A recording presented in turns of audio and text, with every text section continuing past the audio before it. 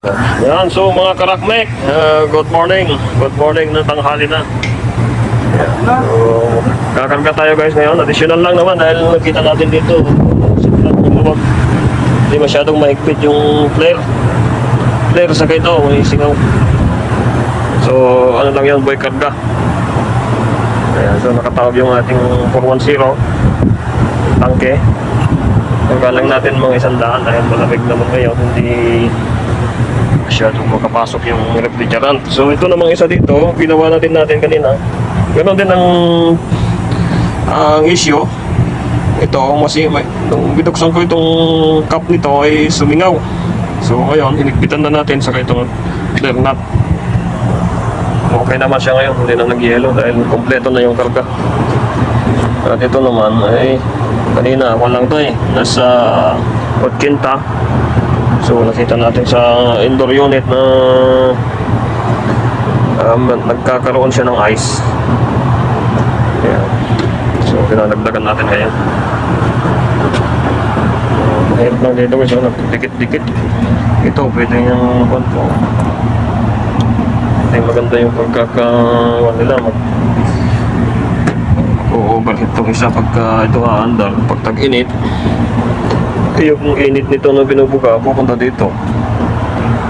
So hindi maganda yung pagkakamada. Hindi maganda yung pagkakamada ng mga AC dito.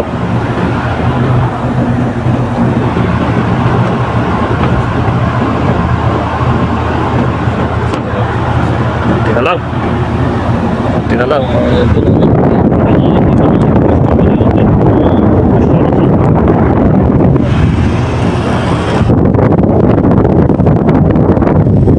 Okay naman, tubig yung kanyang tubo. Yun lang isa ngayon.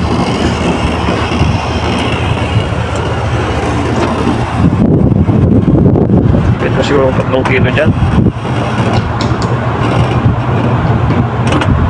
Wala pa? Oo, wala pa.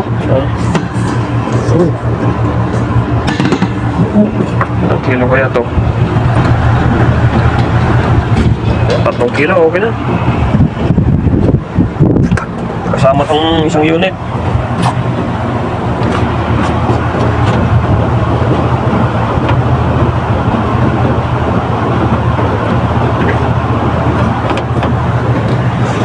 Guys, malabo ang kalangitan ngayon dahil may maulap. Yung iba naman ay alikabok siguro yun. Sunstorm ba? Wala na?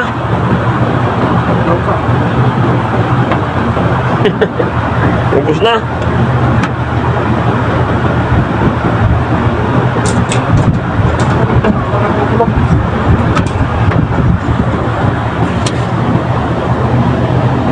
Kasama ko si Brian ngayon. Yan. Taga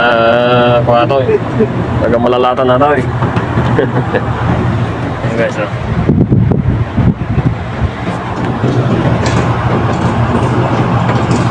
Wala.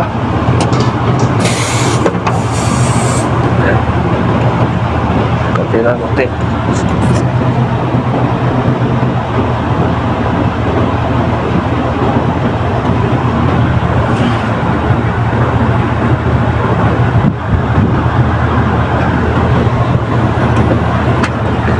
Konti na lang. Ano videohan tayo ang maganda. Ayan, so ayan guys, tama na to. Oh, nangyari.